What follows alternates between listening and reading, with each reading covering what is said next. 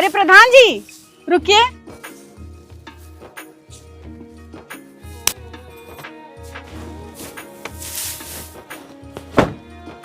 हाँ चाची बताओ। प्रधान जी वो मुझे कुछ पैसों की ज़रूरत है, अगर पैसे मिल जाते तो आपका बहुत बड़ा एहसान होता। देखिए चाची, मैं आपको पैसे तो दे दूं, लेकिन आपने जो मुझसे 30,000 रुपये लिए थे अभी तक वही वापस नहीं किए हैं आपने। प्रधान जी वो धीरे धीरे काम करके मैं आपके सारे पैसे वापस कर दूंगी। लेकिन चाची आप एक बात बताइए, आप इतने पैसे मांग क्यों रही हैं? प्रधान जी वो मेरी बेटी पढ़ाई कर रही है, इसलिए उसकी पढ़ाई के लिए कुछ पैसे की ज़रूरत थी ताकि वो पढ़ लिख कर कुछ बन जाए। चाची आप एक कैसी बात कर रही हैं? आप इस तरह मजदूरी करके अपनी बेटी को पढ़ा लिखा कर कुछ बनाएंगी? चाची इतनी गरीबी में इस तरह आप इसको नहीं पढ़ा सकती, और आप इसको कहीं काम पर लगा दीजिए। मेरे हिसाब से तो इसको कहीं सिलाई मशीन सिखा दीजिए, वही काम करेगी, कुछ पैसे कमाएगी, यही आपके लिए अच्छा रहेगा। माँ जी रहने दीजिए, जब प्रधान जी पैसे देने से मना कर रहे हैं तो फिर रहने दीजिए। बेटी तुझे पढ़ाने के लिए मैं इतने सारे इकट्ठे पैसे कहाँ से लाऊंगी? प्रधान जी आप मेरी मजबूरी समझिए ना, दे दीजिए ना मुझे पैसे। प्रधान जी आप चाहे तो मेरी ज़मीन गिरवी रख लीजिए, लेकिन मुझे कुछ पैसे दे दीजिए। चाची देखिए, हाँ मिश्रा जी, अच्छा आप आ रहे हैं? ठीक है, मैं निकल चुका हूँ, रास्ते में हूँ, बस पहुँच रहा हूँ। ठीक चाची, आप कल घर आ जाइएगा, बात हो जाएगी। ठीक है, अभी मैं जल्दबाजी में हूँ। ठीक है प्रधान जी।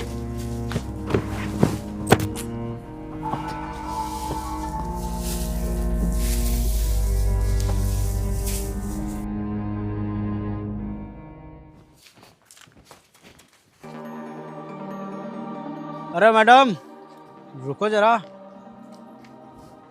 कहाँ रोज रोज पढ़ने जाती हो? अरे हम लोग भी अनपढ़ हैं, जरा हमें भी पढ़ा दो। पुलिस स्टेशन में बहुत अच्छी पढ़ाई होती है, बोलो तो तुम्हारा एडमिशन वहीं करवा दूँ। अरे नहीं नहीं मैडम, वहाँ ठीक नहीं रहेगा, अपने दिल के कॉलेज में एडमिशन दे दो, वहाँ पढ़ने में ज़्यादा मन लगेगा। मैं तुम्हें आखिरी बार समझा रही हूँ, अब अगर तुमने मुझे रोक के मुझसे बदतमीजी की तो मैं तुम्हारी कंप्लेंट पुलिस में कर दूंगी। बहुत नखरे दिखाती है, कभी ना कभी तो रेंज में आएगी ही।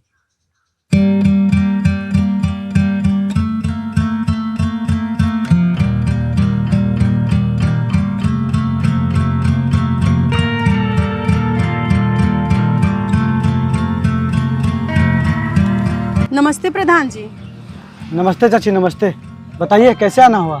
प्रधान जी वो मैंने आपसे कहा था ना पैसे के लिए, इसलिए मैं अपनी ज़मीन गिरवी रख के आपसे पैसे लेने आई हूँ। आप मुझे 2 लाख रुपए दे दीजिए। चाची आपको अपनी ज़मीन गिरवी रखने की कोई भी ज़रूरत नहीं है, मैं आपको ऐसे ही पैसे देने के लिए तैयार हूँ। प्रधान जी आपका बहुत बहुत धन्यवाद। चाची आप ये क्या कर रही हैं? आप मेरे आगे हाथ क्यों जोड़ रही हैं? अगर आपको हाथ जोड़ना ही है तो भगवान के सामने जोड़िए, मेरे सामने नहीं। अरे मैं तो बस एक मामूली सा इंसान हूँ। चाची आप कभी भी किसी के सामने हाथ मत जोड़िएगा सिवाय भगवान के। और हाँ, मैं आपकी मजबूरी समझकर आपको पैसे दे रहा हूँ। गुड्डू जरा यहाँ आओ। जी साहब बताइए। जाओ अलमारी से 2 लाख रुपए निकाल के ले आओ। जी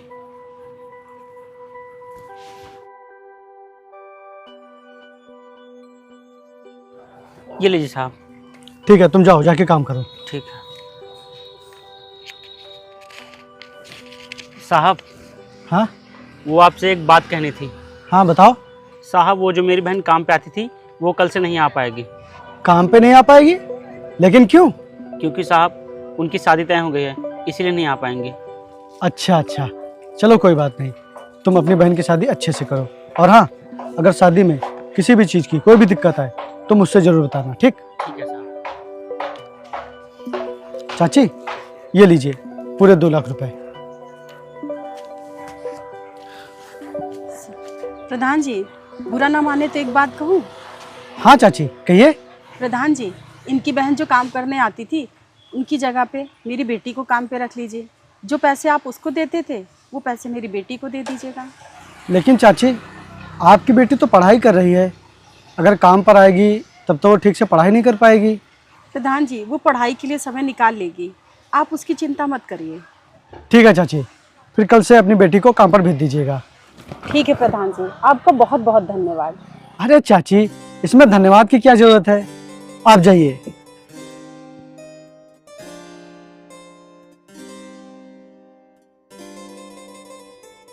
हेलो, हाँ अजीत, क्या तू कल आ रहा है? ठीक है, आ जा, मैं तुझे लेने आ जाऊंगा। ठीक है भाई।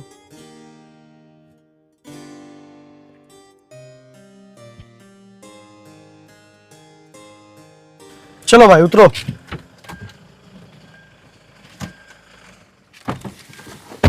आ जाओ। नमस्ते साहब। नमस्ते, आ गई तुम? हाँ साहब, जो भी काम करना है बता दीजिए चल के। ठीक है, चलो आओ, तुम अंदर आओ, बताता हूँ। चलो। भैया, ये कौन है?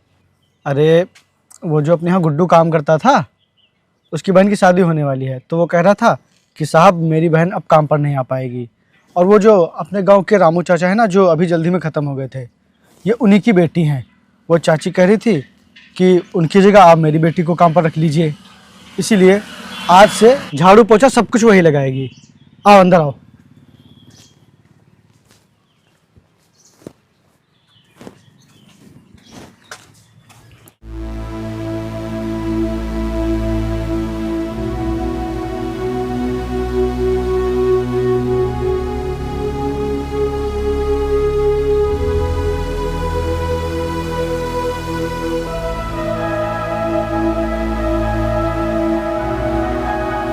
मैं सोच रहा था कि मेरा गांव में मन कैसे लगेगा, लेकिन भैया ने तो पूरा इंतज़ाम करके रखा है। ये तो बहुत खूबसूरत है और इसकी खूबसूरती का फ़ायदा उठाना ही पड़ेगा।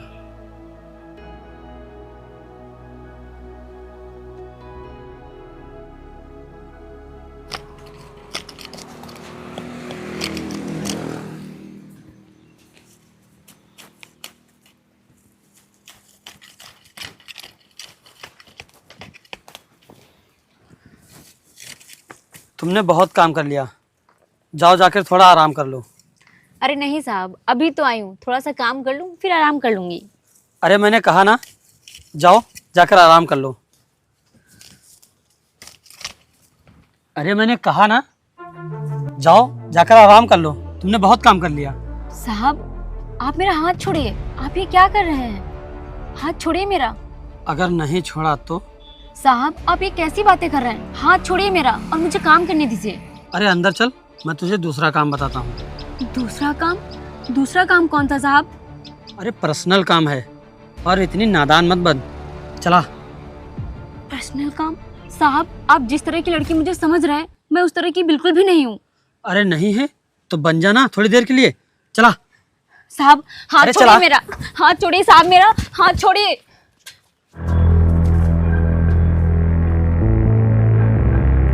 अजीत, तू ये क्या कर रहा है? और इनका हाथ पकड़कर कहाँ ले जा रहा है तू? अरे भैया, इसे मैं अंदर ले जा रहा था दूसरा काम बताने।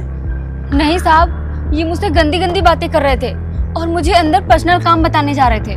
नहीं भैया, ये जैसा बोल रही है वैसा चुप! बिल्कुल। मुझे अच्छी तरह से पता है कि ये ऐसी वैसी लड़की बिल्कुल भी नहीं है, और इनकी माँ ने यहाँ इनको बहुत ही उम्मीद और विश्वास के साथ काम पर भेजा है।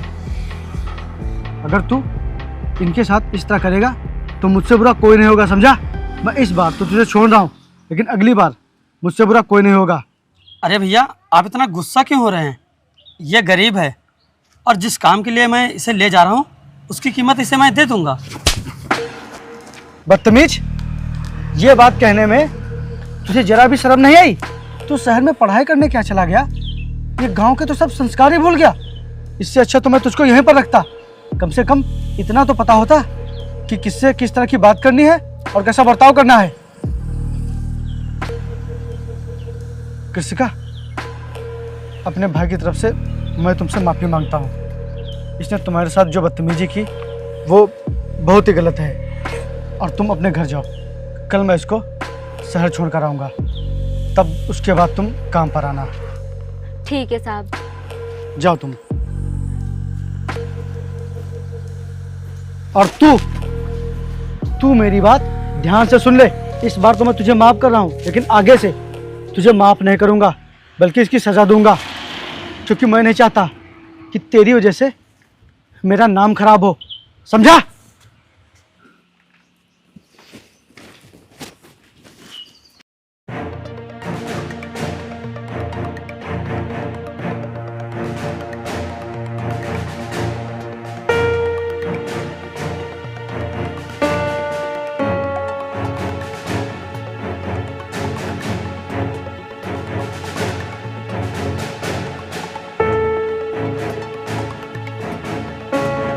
ए, कौन हो तुम?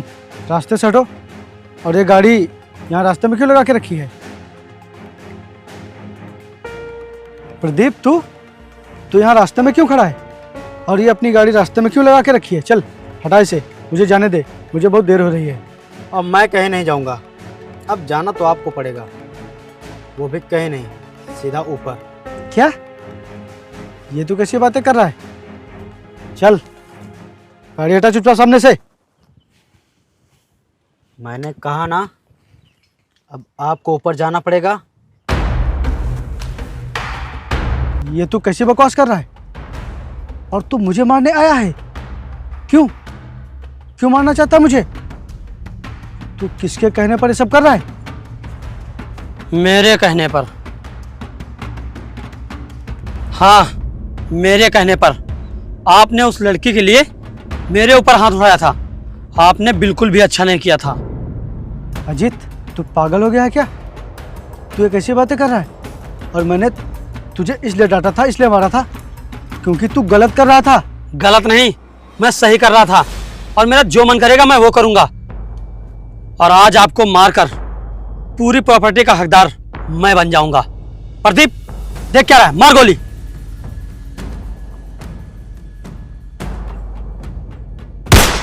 साहब जी!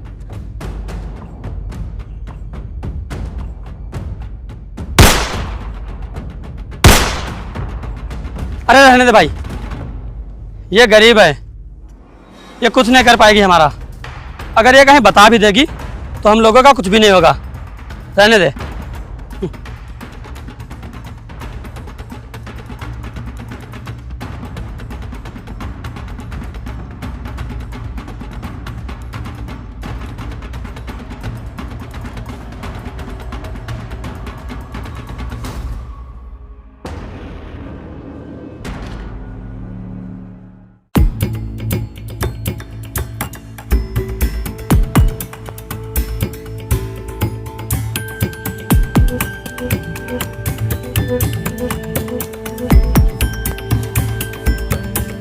माँ, बाहर आइए।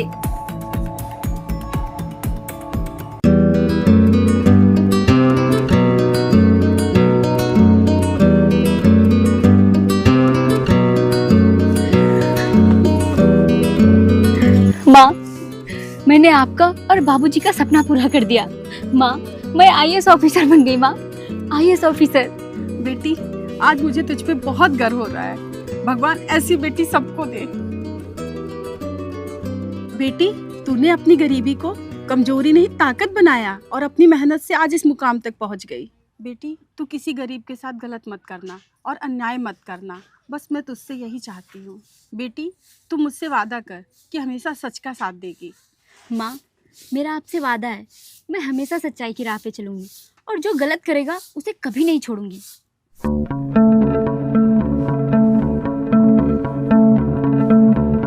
हेलो, ओके मैम, यहाँ से 5 किलोमीटर की दूरी पे एक इलीगल शराब की फैक्ट्री चल रही है और वहाँ के किसानों ने कई बार कंप्लेन की है, लेकिन आज तक कोई भी सुनवाई नहीं हुई है। इसलिए आप चल के देख लीजिए।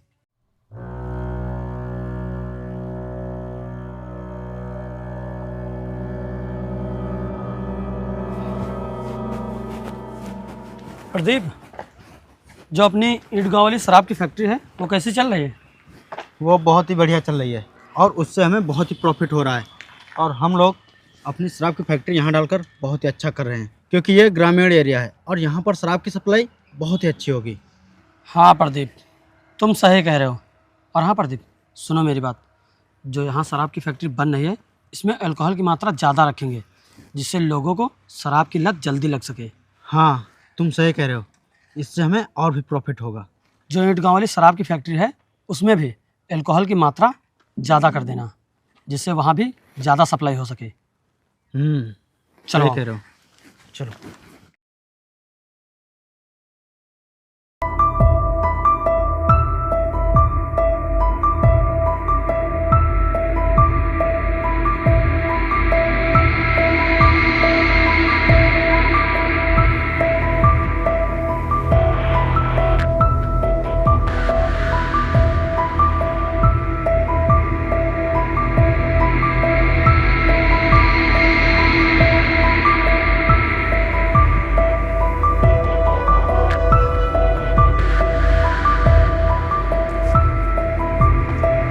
अरे नौकरानी तू, और कार से उतरी है, साथ में पुलिस लेकर घूम रही है, क्या है ये सब? अपनी जुबान को लगाम दो। जो तुम मुझे समझ रहे हो, अब मैं वो बिल्कुल भी नहीं हूँ। मैं इस जिले की नई आईएएस ऑफिसर हूँ।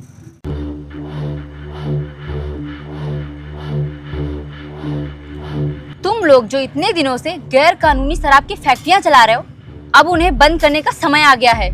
और तुमने जो अपने देवता समान भाई को जान से मारा था, उसकी भी सजा मिलेगी तुमको। भाई मैंने उसी दिन कहा था कि इसको ख़त्म कर देते हैं। अगर ख़त्म कर देते तो आज ये दिन ना देखना पड़ता। अब सलाह बनाने से कोई फायदा नहीं, अब बहुत देर हो चुकी है। अब जो भी सलाह बनानी हो जेल में बनाना। इंस्पेक्टर, ले चलो इन दोनों को। ठीक है मैम, चलो। सर हमें माफ़ कर दीजिए मैम। सर छोड़िए हमें, हम लोगों ने कुछ भी नहीं किया सर।